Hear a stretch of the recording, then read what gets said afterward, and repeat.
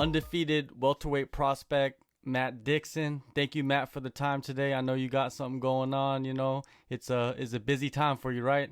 Yes, sir. Thank you for having me, man. I really appreciate it. Glad to be here. No doubt. Now I wanted to ask you, what felt better, or what felt like a more of an accomplishment? Was it winning the XFN title or successfully defending it? Oh, that's a good question. That's actually a really good question. This kind of stumps me for a second. I would say winning it. Winning it was definitely the most memorable.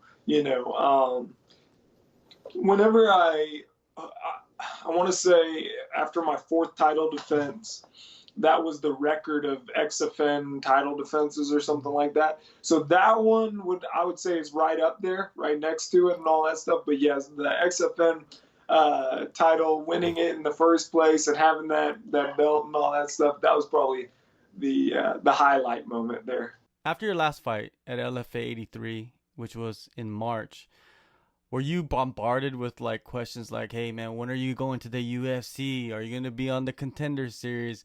Were you bombarded with that? Were you like everybody asking you every corner you turn? Yeah, everybody that knows that I fight, yes. Everybody was asking me that question. They wanted to know when I was going, what the next move was going to be and all of that stuff.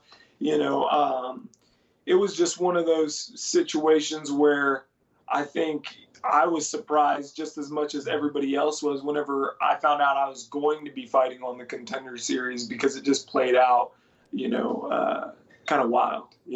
So you didn't get tired of people, because it was something out of your control, what I mean? It's not like you could just pick up the phone and call the UFC and be like, "Hey, sign me." Yeah, that's true too. That's a good point.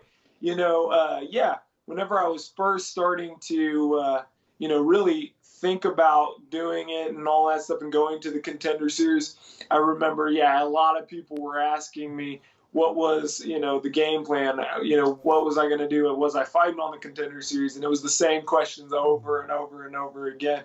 And so, it definitely was a bit of a process explaining to everybody, what was going on. Definitely. Well, your career so far, 9 wins as a pro, all impressive performances. But Thank you. Who was the toughest opponent so far? That's a close one between Justin and Chauncey for sure. You know what I mean? Chauncey was hard in a different way than Justin was. Justin wasn't as necessarily hard physically. Like, my conditioning felt great in my last fight. I felt in control in that third round. But to tell you the truth, Chauncey was one of the more draining fights because I made such a mental error against Chauncey Foxworth. I think that was my fourth fight. And when I had fought him, I really thought I felt him break. You know what I mean? I thought I felt him break mentally. I thought he was done. I thought, it was, a wrap at that point. Well, I was catching him with some elbows at the end of the second round. And I was just like, man, I was for sure that it was over. And I go back to my corner. I come out for the third round, and he came back to life. And it was my first 5-round fight, and I'm going to war with this guy. And, he was there the entire time. He came back to life. And so, I think everybody learns, it's not over till it's over, but that was a high stakes situation for me. And it was definitely one of those, one of those times where it really reaffirmed that back into me and stuff, that it's never over till it's over. Well, I guess that was the closest you could get to fighting a zombie, right? Yes, yeah, exactly. Yeah, he really did come back to life. The reason why I say you had some impressive performances is because a lot of the guys you fought, man, they all had way more fights than you did. You know what I mean? It's not like you have this record where you're fighting guys that were like 1-0, 1-1. You got fighting guys with like 10, 15 fights coming up. So that's why it's impressive. I feel like a lot of guys, they don't look that deep into the records. Yeah, the records can be a little bit deceiving at times. Yeah, you're really right about that. Yeah, we always wanted to, challenge myself. We weren't going to be, stupid or anything like that. There was times where I really wanted to move faster then my coach wanted me to move and all of that stuff. But my coach, has a very good understanding of the sport, and he's been in the sport for, he's been in the sport for a very long time. And so, it's been a good process. We fought tough guys, but at the same time, I was able to gradually progress and get better. Yeah, speaking of progressing and getting better, even with winning, a fighter goes through transformations or even stages in their career. Have you noticed yourself going through this? Absolutely. I'm actually going through a growing period right now. I really started changing up my training as far as in my grappling over February. And so ever since about February, I really feel like my grappling has just really improved leaps and bounds. And so it's been an awesome process to see that grow, as well as in my striking. I feel like, every time I'm competing against people that are high level guys, whether it's guys that are in the UFC or guys that are in Bellator or whatever the case is, I feel like, I'm right there. I'm ready to go. I'm where I need to be, and I'm progressing at the speed that I need to be. Who are the coaches throughout the years that have molded you? You talk about the grappling and the striking. Who are these guys? So the grappling and the striking. So my dad was the first person, my first coach, really. Back whenever I'd be in the living room, we'd be working on mitts, throwing punches, throwing kicks, different things like that. My dad was always into boxing growing up, and he was the one that first took me to an MMA gym as well. And there was a lot of different coaches there at the time. There was actually a former UFC fighter that was a kids instructor there before he actually went to the UFC and all that, named Matt Wyman. Oh, and he was he was the first kids coach there. And I don't know if he remembers that or not. I'm sure he remembers some of it, but probably not me in particular. But yeah, he was the first kids coach that I ever had outside of my dad and all of that stuff. And then, I learned the basics there. Obviously, jiu-jitsu was still developing at that point in time. I don't think that there was anybody that was really belting. I was about 5 years old, 6 years old back then. But I got the basics down there and all of that stuff. And I, grew up an athlete, and I was always really big into football. And my coach, Stieber, his name was Coach Stieber. He was an amazing coach for me as well too. And it was just in football, but it translated over into life and all of that stuff. He was just a great coach. He was a solid balance of everything you would need. He's going to tell you the truth, but at the same time, he's not overbearing in certain areas. You know what I mean? And so he was just a great coach. And then, growing up, I had just a lot of different encounters with a lot of amazing coaches and all of that stuff. But it wasn't until I met my coach when I was about 14 years old that I'm with still to this day, Craig Blacklock, that everything started to get put together. And now it's more of a family relationship at this point. Orion Cosce, another undefeated prospect. What is your breakdown of his skill set? He's a fighter that has, an athletic background. He's a guy that, it looks like he grew up grappling. It looks like that's where his most comfortable place is in the fight game. But it looks like, he's willing to do just about whatever. He likes to be exciting. He likes to do flashy moves. He likes to, be explosive in there. And he likes to do a lot of those things. And so it looks like he's training at some pretty good camps. He's training with Team Alpha Male and then the Lost Boys and some different gyms out there. And so, it looks like he's definitely a game opponent. I've been able to get a good read on him, on his body language and certain things of that nature. And so, I feel very good about this fight. With this fight, what do you think is the difference maker for yourself, leading into this matchup?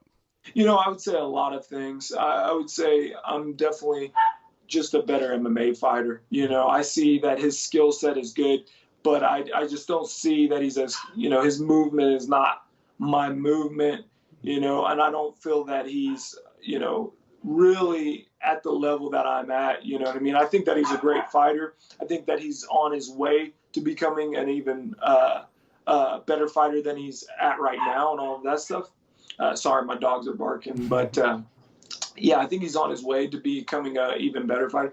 But there's, I just feel like there's levels to it, and I feel like I'm on another level than him. Yeah, definitely. There's levels to this game, man. Now with your grappling, I saw a picture of you and Bryce Mitchell. You've been working with him a lot, or is it just like a one-off? Yeah, we got a couple days in together and all that good stuff. It was some great work. Yeah. Yeah, he's a wizard, man. He showed it in the octagon, like what he can do. It's pretty amazing. Yeah. He's really crafty to grapple with. He has a lot of unorthodox movements and things of that nature, as well as just his overall fundamental game is on point. Yeah, I really like working with him, and I'm looking forward to working with him in the future. Definitely. So, what kind of performance do you think you need to earn that contract? Really, I just have to be me. To tell you the truth, I'm an aggressive fighter. I know Cosce's a aggressive fighter as well too. So I think that honestly, just going in there and being me is going to be enough to get that contract. I saw some stuff about you in the past, like you were offered like some like Yeah. fights for the UFC, but you passed that up. And so what makes you feel like right now you are ready for that stage, for the big stage, for that big octagon? Yeah. So yeah, it has. It's been a long road. We've had a lot of different opportunities come and be presented to us and all of those things. And many times, we just had fights that we were already contracted to do, And so now it's just one of those things that, everything as far as we weren't contracted to a fight already previously, we were open for it, and we were already getting ready for August. We were already training. So I had a solid training camp leading up to this competition. So the timing, that was the biggest thing. The timing felt right, as well as, I've just been progressing. There is no perfect time to go in there and to fight and all that stuff. But if there was, I feel like it would be now, And so really, especially with the way things are going in the world today, you never know what shows are going to be there, what shows aren't going to be there. Maybe there is a local show, but with everything going on with the coronavirus and the epidemic and all that, things can change so fast. But the UFC is very consistent. They're sticking to what they're doing, and they're trying to make these fights happen regardless of what's going on in the world. All right, one last thing before I let you go. There's many different types of individuals in this sport and mentalities. Do you feel like you possess a martial artist mentality or a prize fighter mentality at this moment?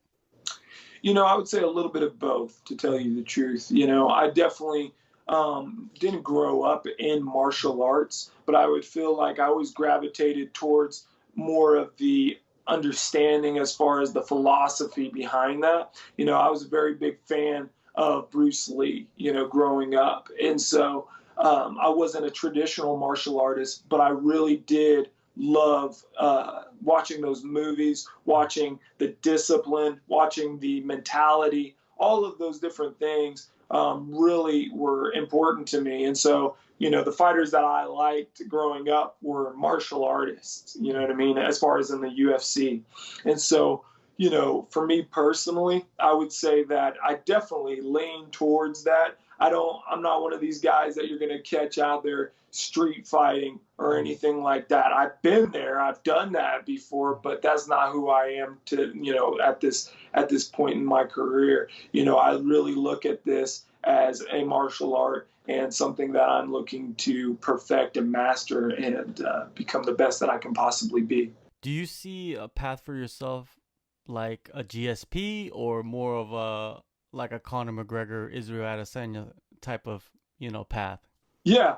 To tell you the truth, I feel like my hands, as far as my ability to finish fights, I would say I'm definitely a finisher. I always want to finish a fight. So as far as that aspect goes, as far as when I compete, I'm always looking to finish, which I think George St. Pierre was a little bit,